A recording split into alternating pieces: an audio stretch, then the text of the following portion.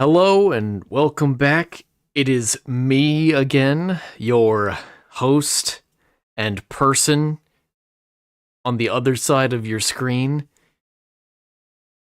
The one from last time, you know. Let me start off by apologizing a little bit. I thought I would do a little bit better with explaining superpositions and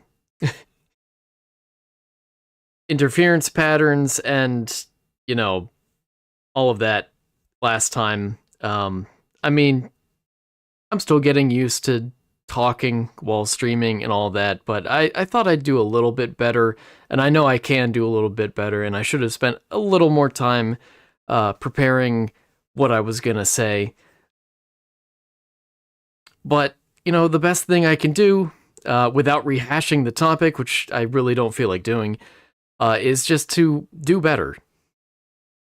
Now, I don't expect any one of you to be very harsh on me on this issue, but I want to be harsh on me on this issue because, again, I know I can do better.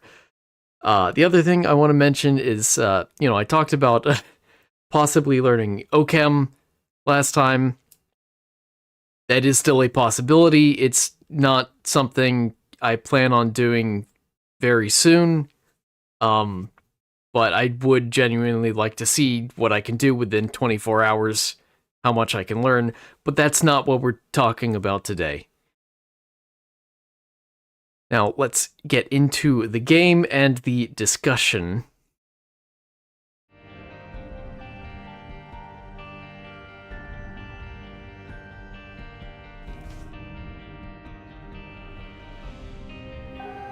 There we go.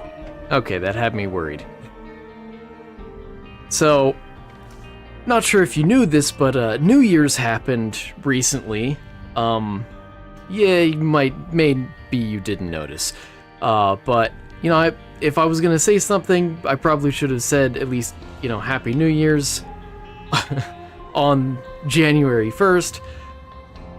But, while it's still relatively recent, I want to talk about it, because I just, it popped into my head to talk about the history of it a bit. And so that's what I'm gonna do. And I'm gonna play Cain, and hopefully I'm gonna be able to get to the cathedral and beat up Isaac.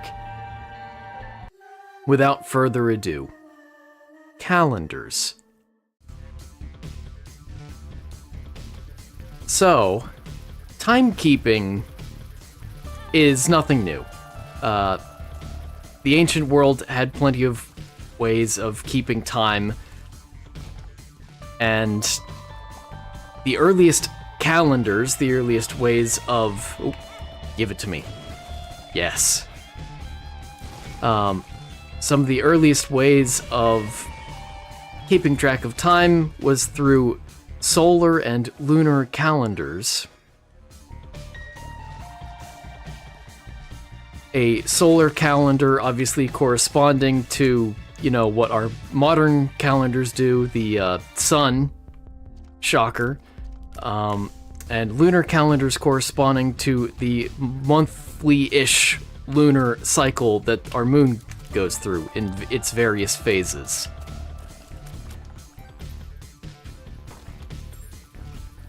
Some of the earliest attestable calendars, if that's the correct word for it, come from the Bronze Age. Oh, okay. Okay. Less okay.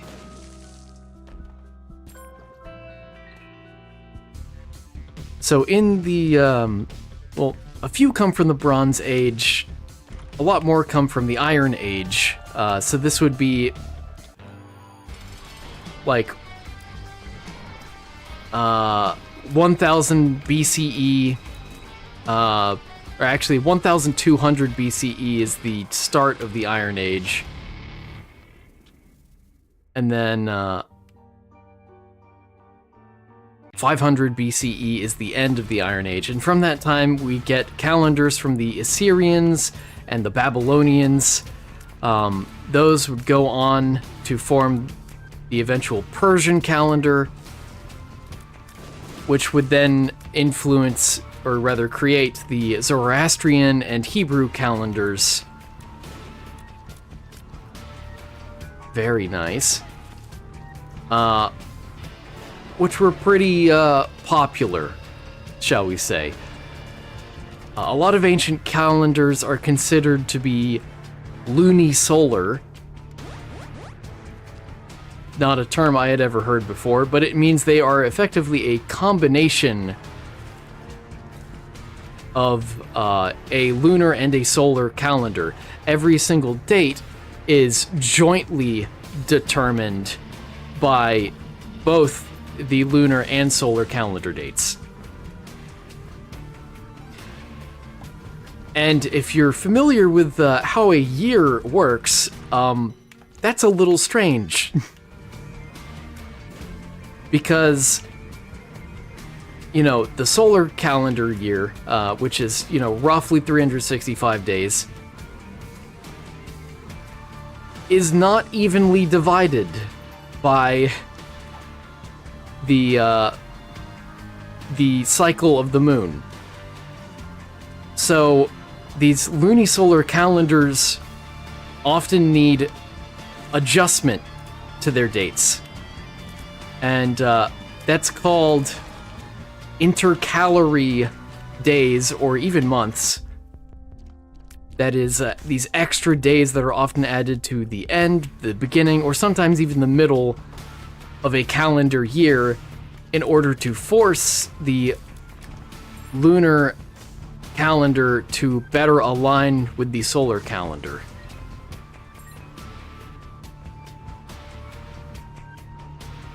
Now, our modern calendars are typically the Gregorian calendars, if you're familiar with the term at all. And those are derived from the Julian calendar, which is derived from the Roman calendar, which is derived from the ancient Etruscan calendar. Now, plenty of cultures around the world had their own calendars. Oh, very nice. Had their own lunisolar calendars, that is, but since this has become, you know, the main international calendar in the world, we'll start by briefly mentioning the Etruscan calendar. Actually, the pre-Etruscan calendar. So the Etruscans are the civilization, the kingdom that existed in Italy that predates the Roman Empire. Actually, it predates the Roman Republic, not just the Roman Empire. So this ancient pre-Etruscan calendar originally had 10 months in it, and Roman legend has it that the second king of Rome, his name was Numa Pompilius, added 2 more months to that calendar. So the mythological first king of Rome was Romulus. If you have at all heard of his myth, he and his brother Remus founded Rome, basically.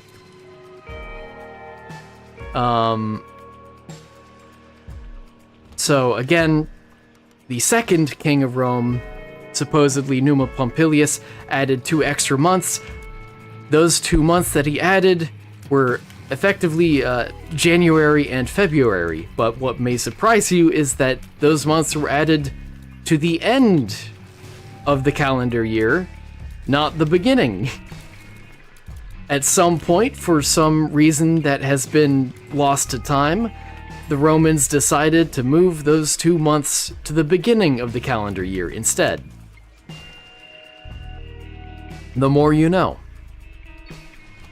So now we have a 12-month system, and roughly the way the Roman calendar worked is that you had all 12 of these months, and between months 2 and 3 is where you would put the what's it called? Intercalary days or weeks or months. yucky room. Now, the question is, there are a few ways you could potentially, yes, get them, fly. Get them. There are a few different ways you could potentially add days to try and force the alignment of the calendars, of the lunar and solar calendars.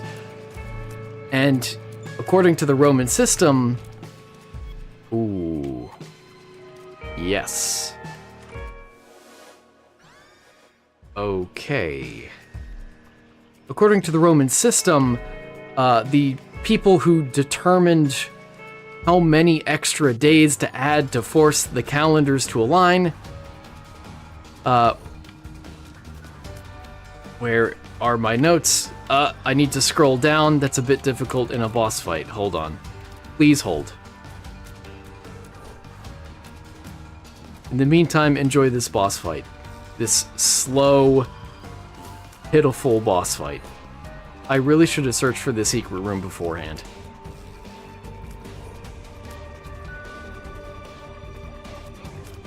Oh, by the way, if I ever come across a run that is extremely long, like the other days, I now have 2 long topics that I can sort of ramble about off the cuff that I'm pretty confident in. So, there's that. Do I want damage or do I want flight? And spectral. Probably flight.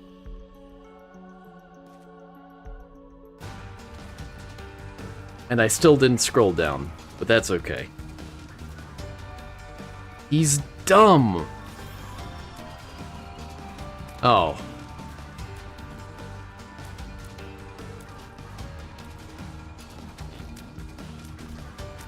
I wish I had more damage. Ooh.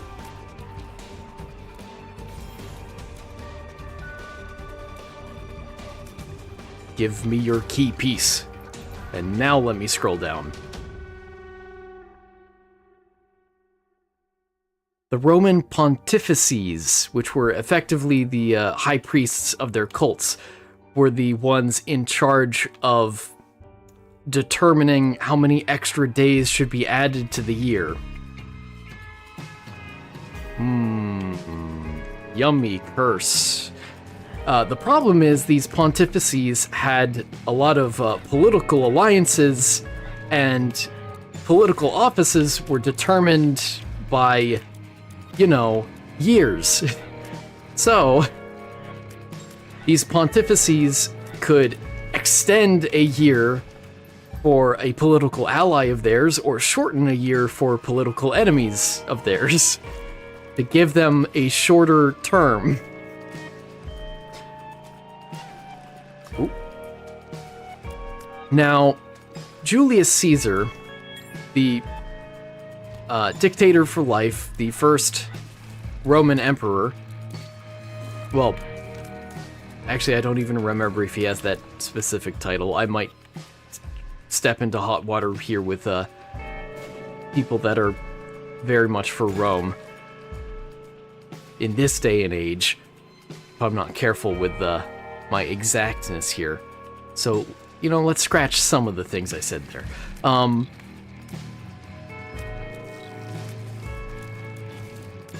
Julius Caesar became dictator, and the dictators, instead of the pontifices, had the ability, while they were in office, basically, in times of need, the Roman Republic's government would assign, well, a triumvirate, really, 3 people who would jointly rule the entirety of Rome.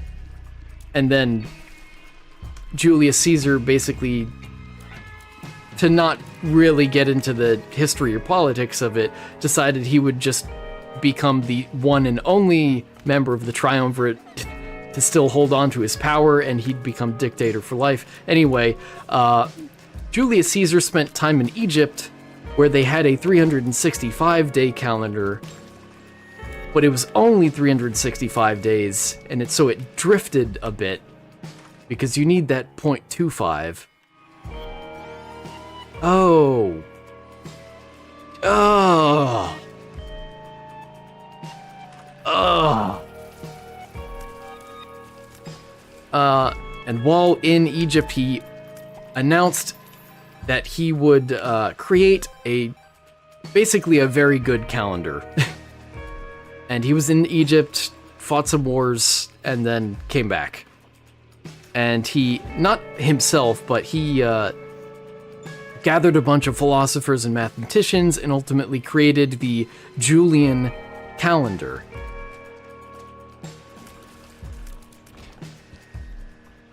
Now, what's special about the Julian calendar is Caesar effectively decided he no longer cared about the lunar cycles. He completely abandoned them. They now sort of drift throughout the year. It's only the solar year that he cares about. And the way his calendar works is now all of the months, all 12 of them, have specific lengths to them. There are no more intercalary months or days. Well, that sort of helped. And instead, because it was known at the time that the exact length of a solar year was closer to 365.25, Caesar added a leap year system where every 4 years, February would grow by 1 day. It would go from 28 days to 29 days. Now, as a funny little story, again, Caesar was supposed to be in charge of all of these extra days in the calendar year, but he was away in Egypt at war, so for several years he wasn't able to assign any of these intercalary days. And so when he finally came back from Egypt, he effectively created the longest year in the world by adding all of the intercalary days that he missed together into one already very long year. I forget how many days that was. I didn't write it down. It's like 465, I want to say, total. Very, very long year.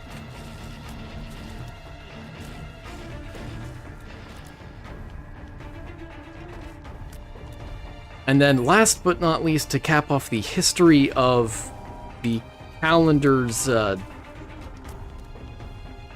functioning, I'll call it, rather than the naming conventions, which I'll get to, we have the Gregorian calendar in like the 15-somethings. Hold on. 1582.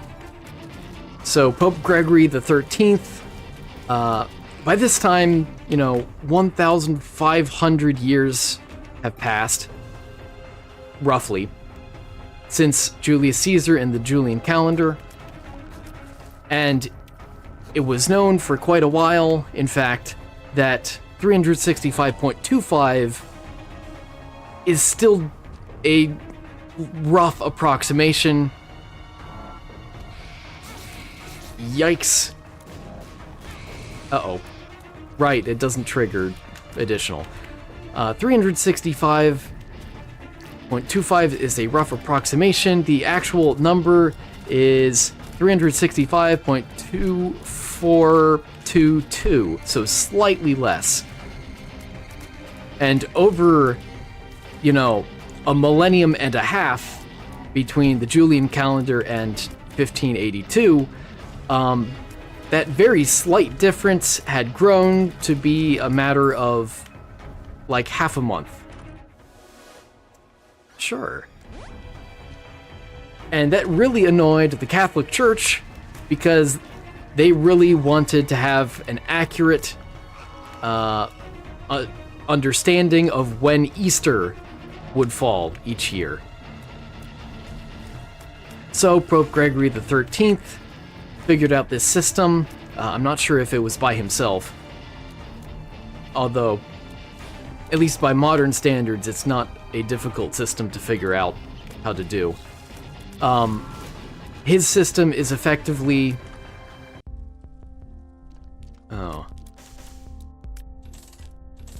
Because the actual number is slightly less than 365.25,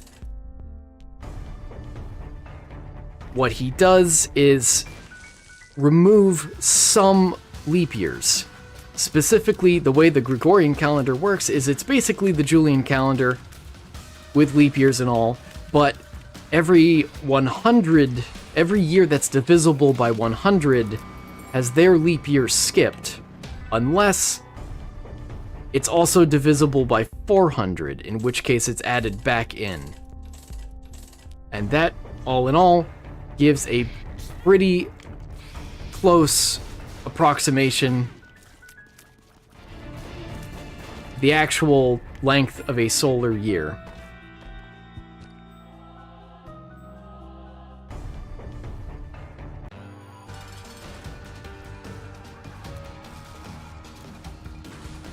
Now, if you're familiar with the timing of Easter at all, it may sound a little strange because Easter is actually calculated based on a lunar cycle. In fact, a lot of calendars are. A lot of calendars for determining dates of festivals from around the world are still lunar calendars at heart. But because everything is determined based on solar calendars, it's sort of a modified lunar calendar instead, where it's like, it's a lunar calendar relative to the current solar year. And it's not as though...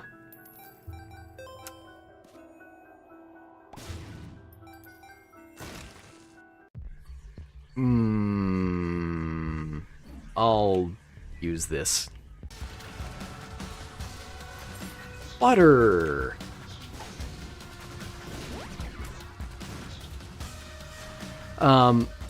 It's not as though the adoption of the Julian or Gregorian calendars were all that universal.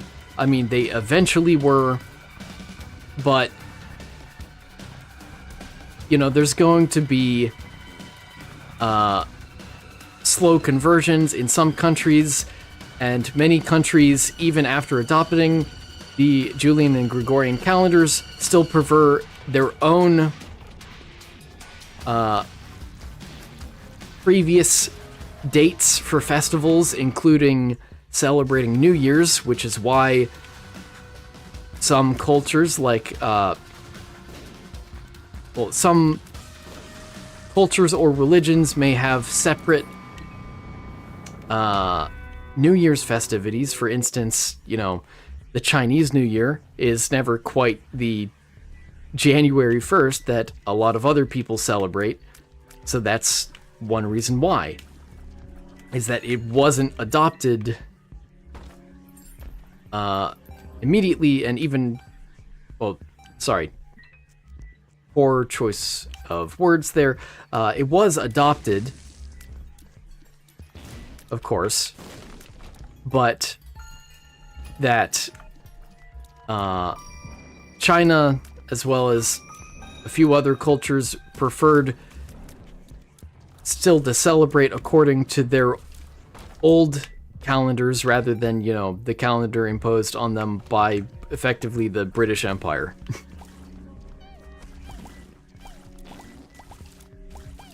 Now for some interesting stuff. I'm gonna talk about the names of days and months, where they come from. Because I never really knew what February was in reference to before looking this up. And looking it up, it's still a bit weird. before that, let me get to something a little... let me save that for a little later, and first talk about weekdays. So different cultures had different ideas for how long a week should be. The Egyptians, for instance, had a 10-day week originally. The Etruscans and Romans had an 8-day week. I guess I'll just use that. It was the Hebrews that had a 7-day week, and their weekdays were just numbered. Day 1, day 2, day 3, day 4, day 5, day 6, and the Sabbath day, because that one's important.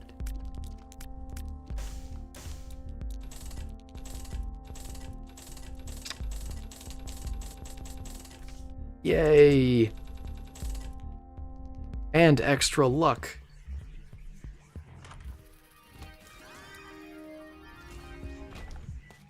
So when Christianity eventually stormed all of Europe in terms of popularity, the 7-day week ended up replacing the Roman 8-day week altogether.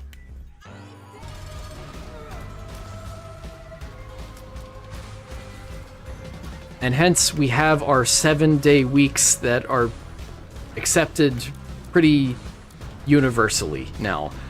As for the names of the days of the weeks in English specifically,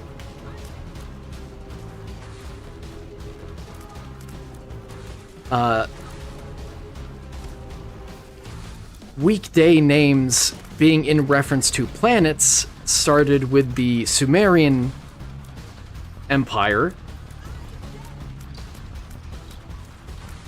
And then, let me move my notes. Where is it? Ah, there it is. Started with the Sumerians, then went to the Babylonians, and then the Romans developed this same, oh, okay. This same system where they would name days of the week. Oh. They would name days of the week after planetary bodies, which were, in a lot of cultures, also named after deities.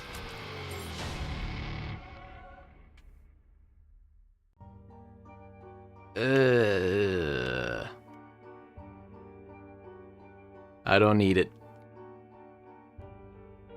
So you have the Romans, or the Sumerians, ultimately, to thank for that. I don't know why I'm checking the time. The blue womb is nowhere near open yet. Yay.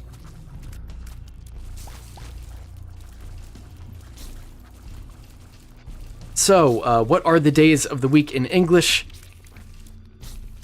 Their names in English come from Germanic, and they're, for the most part, in reference to Norse gods. You have Sun's Day, Moon's Day for Monday, Tyr's Day, in reference to the god Tyr, Woden's Day, as in Odin, Thor's Day, as in Thor, shocker, Freya's Day for Friday, and lastly, Saturn's Day. Saturn being the Roman name for the Titan Cronus, the father of Zeus and other Greek deities. And so those are the days of the week. Uh-oh.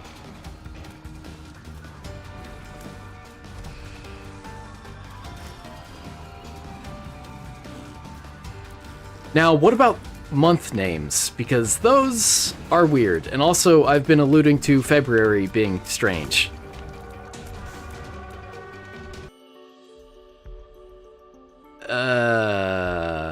I hate Lazarus's rags, but I might take that just so it's in the completion page.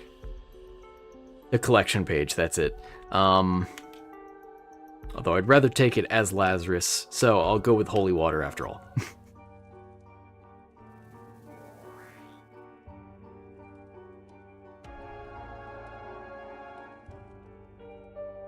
Okay, so reminder, the Roman calendar has 12 months now, and the last two were effectively January and February, and for some reason they were moved to the position of being the first 2 months in the year. Sure. So, what are the names? What do they mean?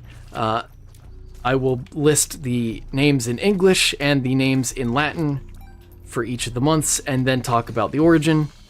The first one being January, or Januarius, named after Janus, although he wouldn't have been called Janus because the Romans didn't have the letter J, actually. Not for a long time, at least. They used the letter I instead. So I guess I should pronounce it Janus. Janus is the Roman god of beginnings and doorways, and he is literally two-faced. Now that makes actually a lot of sense for the first month of the year.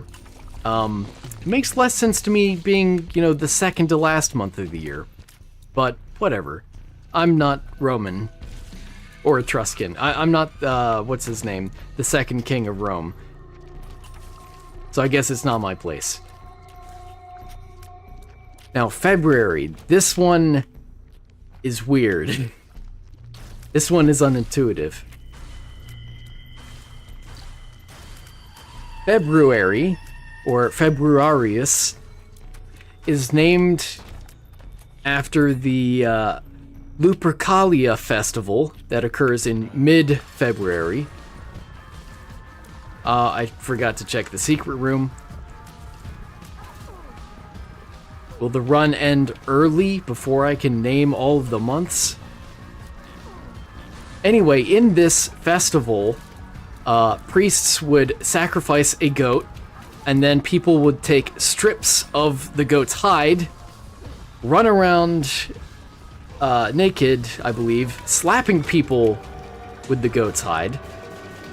Well, I'm not going to Isaac, but I will be going here. That's okay too.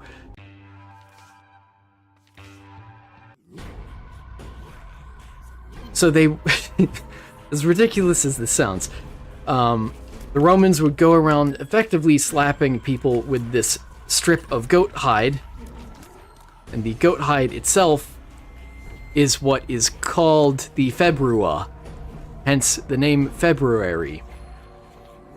And they would do this as a ritual way of purifying / purging people. So, the month of February is, in no exaggeration, well, slight exaggeration, named after the Purge. The more you know.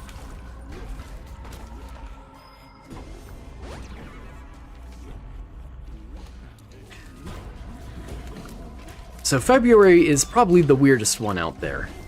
But there are still more. After February is Mercedonius rather, which is the intercalary month that is sometimes added. That's just where it's added, but it's the 13th month of the year, effectively. Ooh. Is it time for my reprise of the victory lap? No, it is not. That is a horrible idea. But I said it for the memes.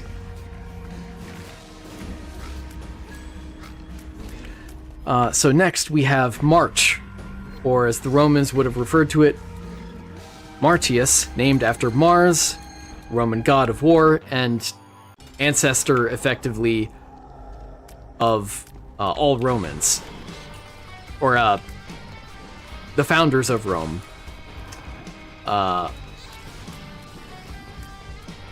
Romulus and Remus, that's it. Next, we have April, or Aprilis, likely from the word aperio, which is a verb meaning to open. If you ignore the fact that it's not really an infinitive in that form, don't worry. Symbolically, nature opens up in the springtime, so that's what it's in reference to. Next, we have May, or Maius, named after the Greek fertility goddess Maya, who is associated with the Roman goddess Bona Dea. Interestingly enough, the Romans thought this month had bad luck.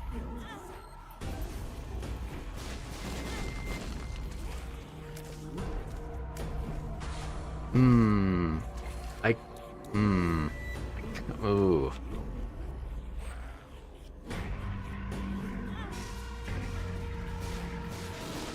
Bye-bye. Okay, next we have June, or Junius. There are at least 3 different possible origins for this. It could be in reference to Juno, which is associated, she is effectively the Roman version of Hera. It could be in reference to the word Juventus, which means youth, and is sort of appropriate since Maius sounds like Maiores, which is the word for elders, so it's a nice juxtaposition. Or it could be in reference to the verb jungo, which means to join, in commemoration of the Romans joining the Sabines, which is another people group similar to the Etruscans, sort of. Oh, it gave me soul hearts. Nice.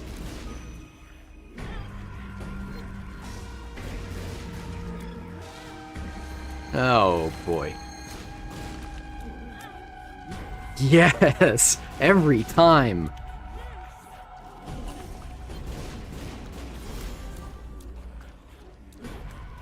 Okay. Next. Actually, that's kind of the end of the interesting months, believe it or not. All of the remaining... There we go. All of the remaining months of the year...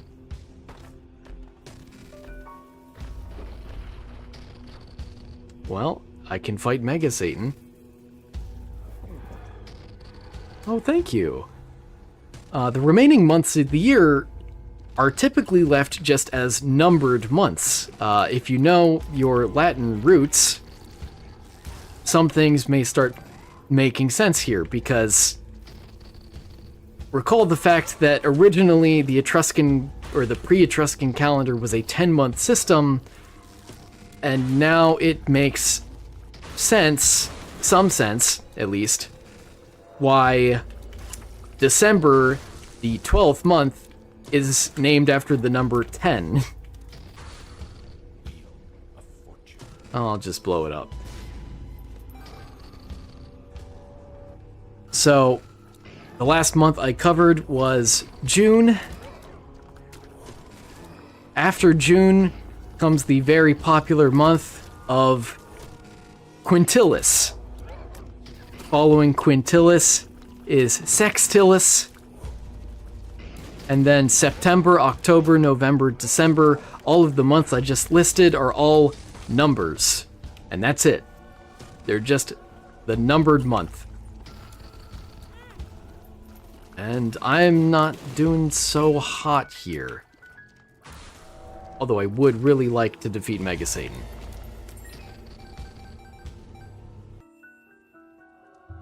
That's not great. I would need... Well, I mean, I say that and I instinctively picked it up. That could be very detrimental if I plan on going to Mega Satan. Although I do have the... What's it called? Not Cordyceps. Mucormycosis? That's okay. As a synergy here. And I do have the fly. The smart fly. So those are all just numbered months. You may be asking, what about the months of July and August? Those were named later after the emperors Julius Caesar and Augustus Caesar. And they weren't the only emperors to try and have months named after them. A few other emperors tried as well, and they were never as popular. And so a lot of the other months of the year forever just remained numeric in nature.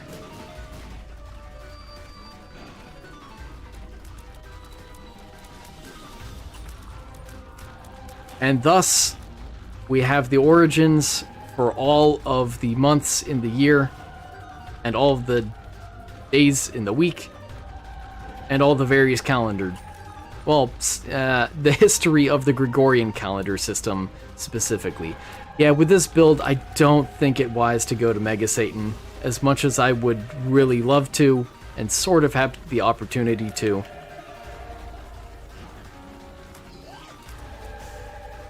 It's just better if I don't, I think.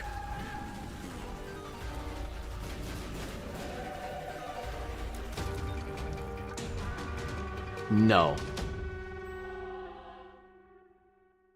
It's over, Anakin.